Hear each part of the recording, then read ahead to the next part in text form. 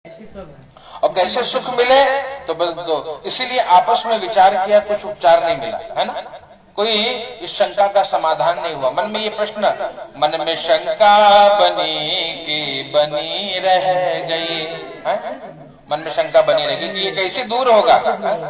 और राम को देख कर श्री जनक नंदिनी बाग में जा खड़ी की खड़ी रह गई। अब यार ऋषियों के मन में शंका है कि कैसे दूर होगा, दुख कैसे दूर होगा, है? आपस में विचार किया बैठ करके। 88,000 ऋषि मुनि एकत्रित हुए। अब विचार किया कोई तो उपाय होगा, है ना। हर प्रश्न का कोई ना कोई उत्तर तो जरूर होता है। तो ये शंका का कुछ समाधान होगा कैसे, कलयुग के जीव सुखी कैसे हो। आपस में विचार किया और विचार किया, कोई उत्तर नहीं मिला। मन में बड़ा ये प्रश्न बना रहा कि कैसे दूर होगा। तो तुरंत गुरु जी के पास गए। याद रखना, जब जीवन में कोई संशय उत्पन्न हो, है ना, कोई प्रश्न उत्पन्न हो, कोई जिज्ञासा उत्पन्न हो, कुछ जानने की इच्छा हो, तो गुरु जी के पास, ब्राह्मणों के पास, संतों के पास जाना चाहिए। और जिज्ञासा उत्पन्न हुआ, इनके मन में क्या उत्पन्न हुआ, कैसे सबका दुख दूर होगा। तुरंत पहुंचे। ज्ञातुम इच्छा इति जिज्ञासा, जानने की इच्छा भाई, गुरु जी के पास। सूत जी महाराज को प्रणाम किया है और प्रणाम करके उनकी वंदना करी है। गुरुर् ब्रह्मा गुरुर्विष्णु गुरुर्देवो महेश्वरः गुरु साक्षात् परब्रह्म तस्मै श्री गुरवे। गुरु जी को प्रणाम किया, सूत जी महाराज को प्रणाम किया। महाराज ने कहा स्वागत किया, आइए आइए ऋषियों, विराजमान हो जाइए। क्या प्रश्न है, क्या संशय है, क्या शंका है, क्या जानना चाहता है। कहा महाराज आपकी कृपा से बहुत आनंद है जीवन में, है ना। हे गुरुदेव, आपकी कृपा से आनंद है, हमें चिंता भविष्य की है ना। हम तो बड़े सुखी हैं।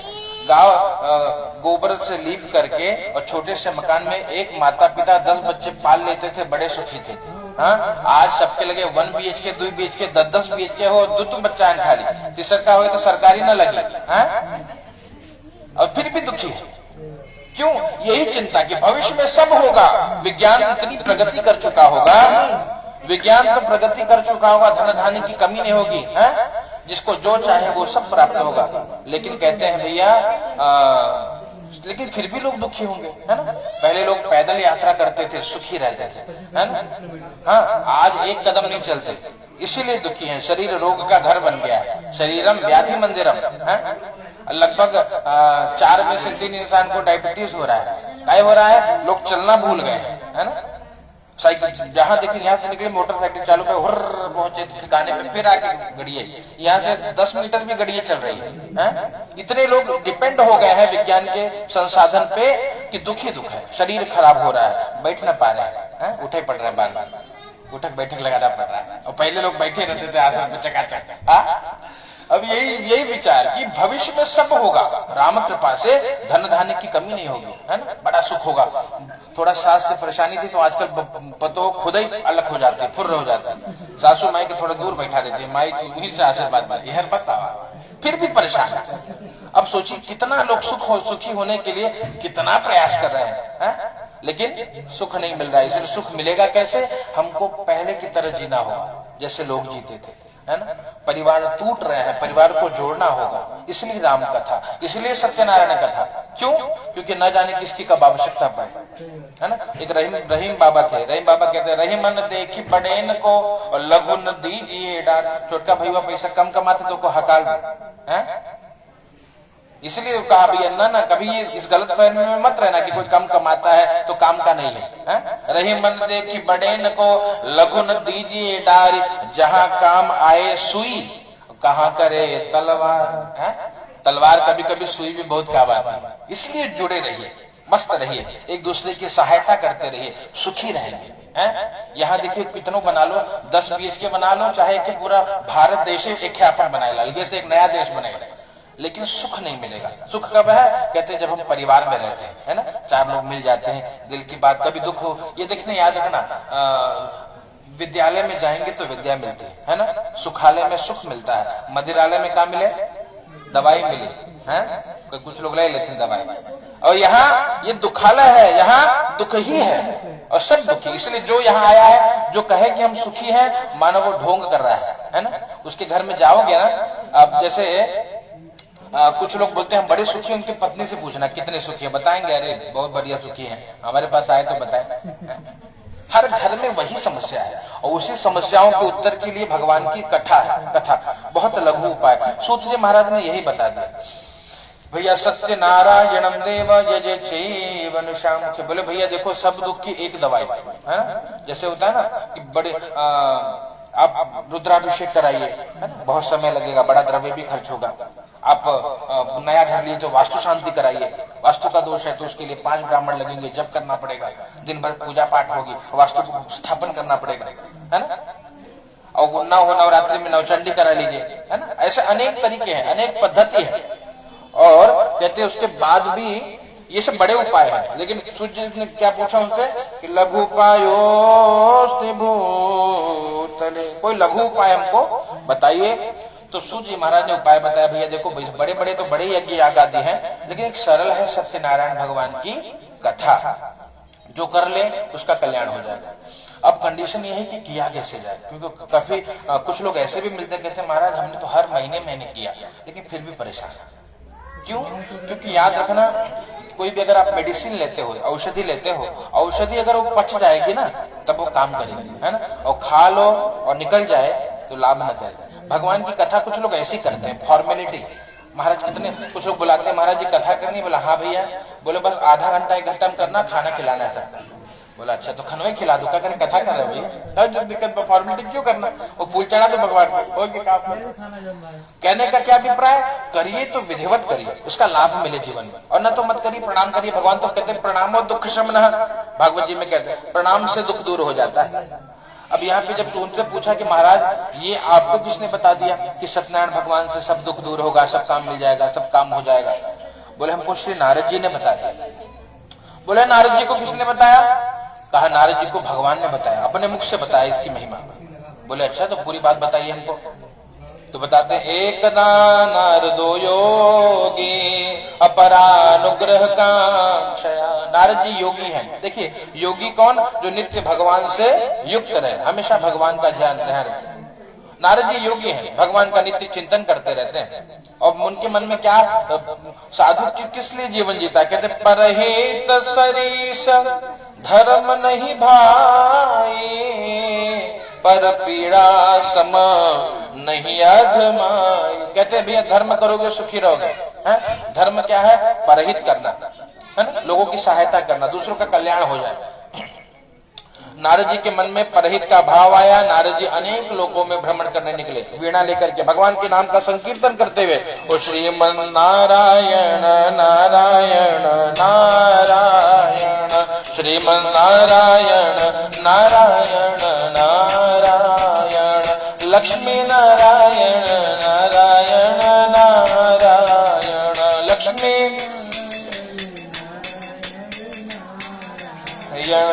बद्री नारायण नारायण नारायण, बद्री नारायण नारायण नारायण, सत्य नारायण नारायण नारायण, सत्य नारायण नारायण, मुझ में नारायण नारायण नारायण, तुझ में नारायण,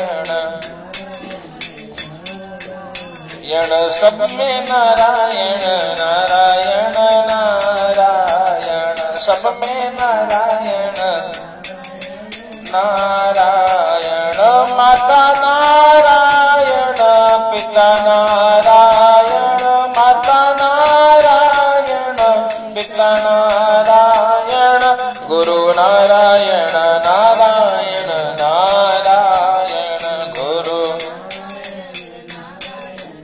नारायण। नाम भगवान के नाम का संकीर्तन करते हुए नारद जी अनेक लोकों में भ्रमण करते हैं। क्यों? कहते भैया देखो कलयुग में आप जो कुछ भी करिए, यहाँ जो कुछ कमा ले रहे हैं इस धरा पे, कहते इस धरा का इसी धरा पे धरा रह जाएगा। यहाँ कितनों सोने चांदी मकान दुकान सब यही रहने वाला है, साथ में क्या जाएगा? कहते भैया सुमिरन हरि की सांची कमाई, और जगत की झूठी सगाई है। सुमिरन हरि की, कितना आपने हरि स्मरण किया, कितना व्रत किया, कितना जप किया। कहते गरुड़ पुराण में आता है कि ऊपर जाओगे तो यमराज के जो चित्रगुप्त है हिसाब बताते हैं कि महाराज इसने इतना जप किया, इतना तप किया, इतना भगवान का नाम लिया, और वही रक्षा करता है ना। और न लिया हो और कहते भैया इसने तो कुछ नहीं किया, खाली खूब पैसे कमाया है ना। और देखिए धन कमाने के बाद भी कहते हैं धन पे केवल हमारा अधिकार नहीं होता, इसका अधिकार है पूरे परिवार का अधिकार है ना। आप जो कमाते हो उसमें कुछ परसेंट पत्नी का है, कुछ बच्चों का है, कुछ भाई का है, कुछ माई बाबू का है, सबका सबको देते रहेंगे तो सुखी रहेंगे। लोग क्यों दुखी है? धन कमा तो रहे, खुद डकार ले रहे हैं ना, पूरा डकार। कहते दशांश तो धर्म के लिए भी है। आप अगर जो भी कमाते हो, 1 रुपया कमाओ तो 10 पैसा निकालो, 1000 कमाओ तो भैया 100 रुपया निकालो। भगवान ने अगर आपको करोड़ रुपया दिया तो 10 लाख निकालो। दशांश की परंपरा है हमारे यहाँ, वो पूजा में लगाइए, जप में लगाइए, सेवा में लगाइए, रामायण करिए, सुंदरकांड करिए, किसी प्रकार से धर्म में लगे। और जो ऐसे करता है कहते वो ब्लैक मनी व्हाइट मनी बन जाता है ना। नहीं तो सब ब्लैक मनी है जो हम रखते जा रहे हैं जब ना। इसलिए कहते लोग दुखी हैं कि धन तो खूब है लेकिन वो बराबर सरकार की नजरों में पड़ नहीं रहा है। और जिस दिन पड़ेगा ना, रेट पड़ेगा ना, तुरंत जब्त हो जाएगा। इसीलिए कहते हैं अनीति से धन होता है, तुलसी बाबा बताते हैं अनीति से धन होता है वर्ष 5 और 7। अनीति से खूब पैसे कमाइए, बढ़ेगा, ऐसा नहीं बढ़ेगा, 5 साल बढ़ेगा, 7 साल बढ़ेगा है ना, बढ़ते रहेगा। लोगों को लगा नहीं खूब चकाचक चला दो बाहर आओ तो जहां से आओ देखा जाए। और तुलसी बाबा कहते हैं तो तुलसी 12 वर्ष में उजड़ा मूल से जा, 12 साल हो तो सीताराम हो जाए है। इसलिए धर्म से धन कमाइए और धर्म में धन लगाइए, जब तक रहेंगे सुखी रहेंगे है ना। शरीर की जो अवधि है तब तक आनंद में रहोगे। और याद रखना जीवन की यही कमाई है। कोई अगर आपसे मुस्कुराते हुए मिले ना तो समझ जाना कि सबसे अमीर आदमी है, भले वो कुटिया में काहे न रहता हो। इसलिए कहते हैं भैया लंगोटी लगाए महाराज जी, गंगा के किनारे कुटिया में रहने वाला वो साधु सबसे अमीर है। क्यों? क्योंकि सुखी है, एकदम आनंद है। मिलता, एक गीत गाते हैं, मिलता है सच्चा सुख केवल भगवान तुम्हारे चरणों में, मिलता है सच्चा सुख केवल भगवान तुम्हारे चरणों में, है विनती यही पल पल क्षण क्षण रहे ध्यान तुम्हारे चरणों। ये प्रार्थना भगवान, पल पल क्षण क्षण है भगवान ध्यान आपके चरणों में लगा रहे, यही भक्ति है। नारद जी का हर क्षण भगवान सेवा। इसलिए साधु संत ब्राह्मण महान है। क्यों? हमसे अधिक समय भगवान को दे रहे हैं, इसलिए पूजित, उनको प्रणाम करते हैं। बाकी तो वही हाड़ मास का शरीर आपका है, वही हाड़ मास का शरीर सबका है, वही क्रिया आप भी करते हो, वही क्रिया सब करते हैं, पूज्य हो जाता है। यहाँ पर वही बात जब बताई, नारद जी भगवत नाम कीर्तन करते हुए अनेक लोक में भ्रमण करने के बाद हर लोक में गए, सब सुखी मिले, मृत्यु लोक में आए नारद जी। और यहाँ आकर के क्या देखा? कहते हैं सब दुखी दिखाई पड़े है ना। और नाना क्लेश समन्विता, उठे के मन कर तो उठ जाएगा, कष्ट न भोगे जाने, एकदम आनंद ला, फिर बैठ गया, कोनो दिक्कत है ना। और यहाँ पे क्या बताया इनको? भगवान को बताते हैं कि भैया मर्त्य लोकमुपागत ततो दृष्ट्वा जनान् सर्वान् नाना क्लेश समन्विता पच्यन्ते पाप कर्मभिः। क्या देखा नारद जी ने? सभी लोग पाप कर्म के कारण बड़े दुख भोग रहे हैं, नाना अनेक प्रकार के क्लेश भोग रहे हैं, अनेक प्रकार के कष्ट भोग रहे हैं। और जब नारद जी ने सबको दुखी देखा, नारद जी को पीड़ा हुई, भगवान के धाम को गए और श्री वैकुंठों तदागमत, वैकुंठ लोक में गए। और क्या देखा? वहां भगवान को देखा, शंख चक्र गदा पद्म वनमाला विभूषितों दृष्ट्वा तम देव देवेशं स्तोतुं समुपचक्र में। भगवान का दिव्य स्वरूप का दर्शन किया। भगवान शंख चक्र गदा पद्म वनमाला से विभूषित परमात्मा, प्रणाम किया भगवान को। और भगवान को प्रणाम करने के बाद कहते हैं भगवान की स्तुति करिए। इसलिए कहते हैं स्तुति हम हमेशा भगवान का भाव से करिए, है ना। हम जो कहते हैं त्वमेव माता च पिता त्वमेव, ये मानिए कि भगवान हमारे माई बाप है, भगवान हमारे सब कुछ है। इसलिए वृंदावन के जो रसिक होते हैं उनसे पूछो भैया कितना धन है आपके पास? बोले हम सबसे धनवान है। बोले हाँ, अच्छा क्या है आपके पास? कौन सा धन लेके बैठे हो? तो गाते हैं, गाइए, कर गाइए, हमारो धन राधा श्री राधा श्री राधा, हमारो धन राधा श्री राधा श्री राधा, परम धन राधा राधा राधा राधा राधा, परम धन राधा राधा राधा राधा राधा, हमारो धन राधा श्री श्री राधा हमारो धन, राधा श्री राधा श्री राधा। उनका धन राधा रानी है और इसलिए कहते हैं कि भैया हमको और कुछ नहीं चाहिए, बस केवल राधा रानी हमारे साथ है, हम धनवान है ना।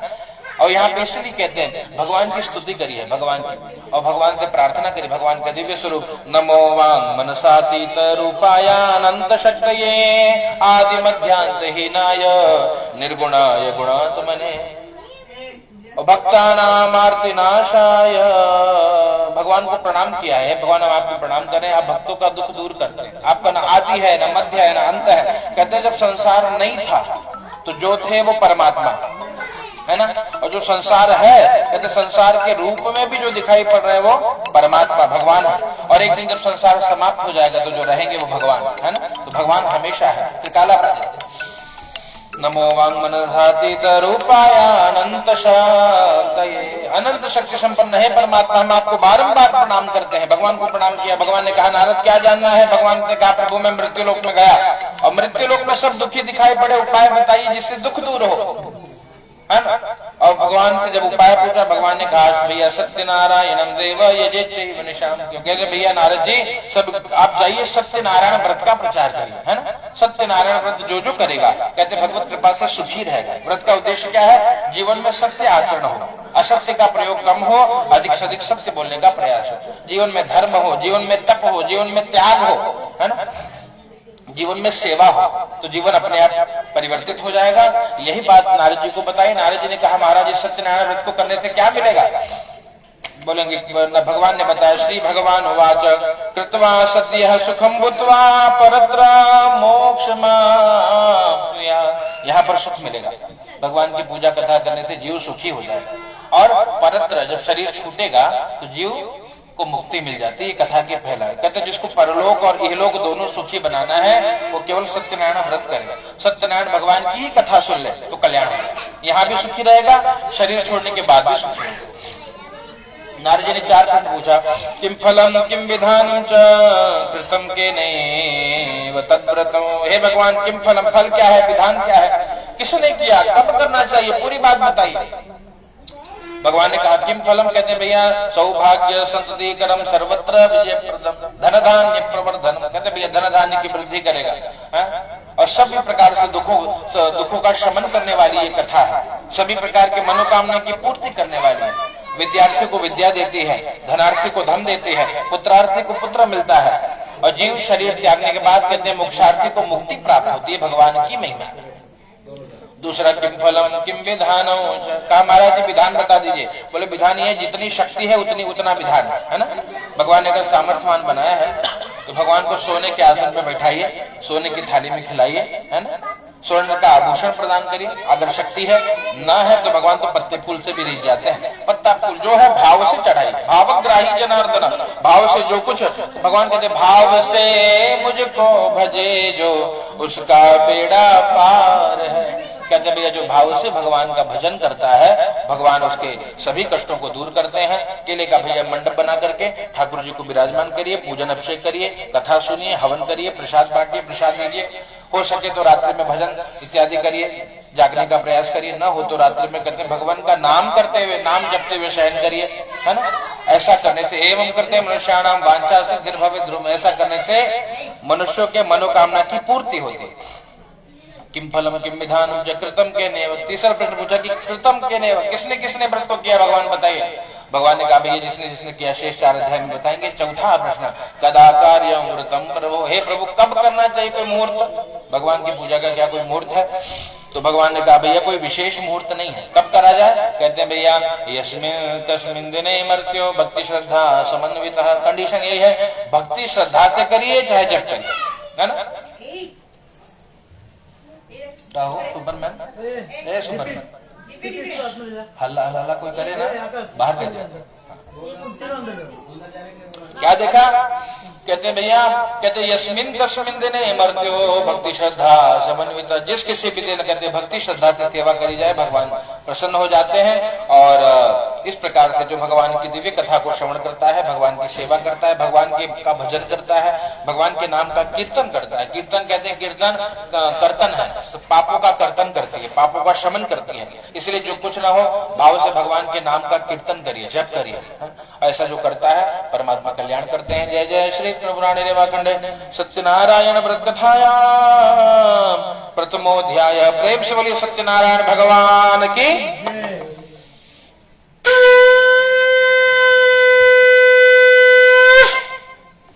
सत्यनारायणाय नमो नमः। भगवान को चढ़ा दीजिए, पुनः ले लीजिए हाथ में पत्र पुष्प इत्यादि। ओम सर्वेभ्यो देवेभ्यो नमो नमः। अनंत कोटि नमस्कारान् समर्पयामि। नमस्करो।